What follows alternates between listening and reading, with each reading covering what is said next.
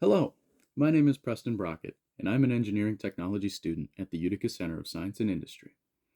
For my capstone project, I decided to make an underwater rebreather. With it, I could complete a lifelong goal of mine, discovering the undiscoverable. My design process begins with choosing which parts I want to make the rebreather with. Here are just a few of the PVC components and gas line that I had originally selected to make my apparatus with.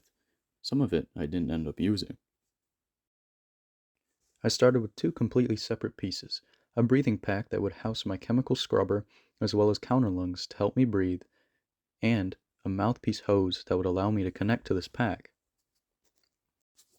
Now, in order to ensure an airtight seal, the breathing unit pack needed to be cemented together using PVC cement and primer, while the breathing hose needed flex seal from a rubber can in order to hold the air inside and not have any leaks. The overall unit looks like this, and it could sustain air inside of it without letting any out except for the outlets that were made on the unit. In order to remove the carbon dioxide in the air that I'm rebreathing, I use soda-lime compound as a chemical absorbent. However, the leftover oxygen would deplete over time, so I would need to inject some more into the loop if I wanted to keep myself afloat.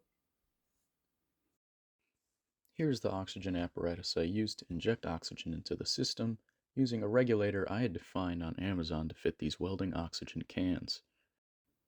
One of the biggest mistakes I made during my capstone was not researching enough ahead of time.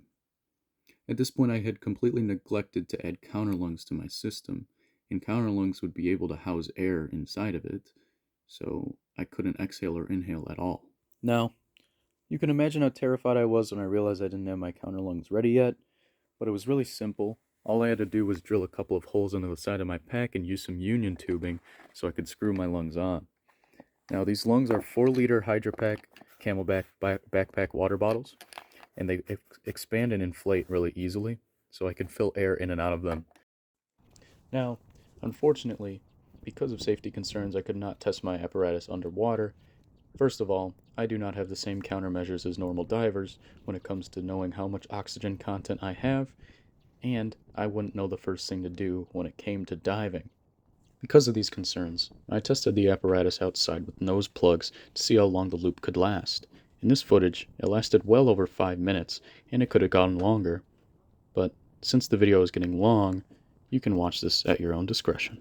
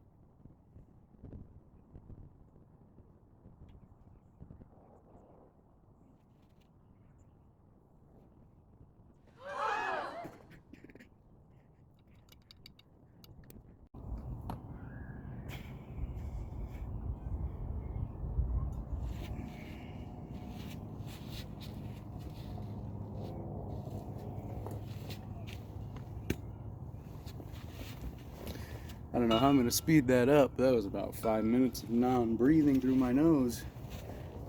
This thing was working really well. I'm surprised that you can even increase your lung capacity that much. That's impressive. But pants are kind of falling down halfway through.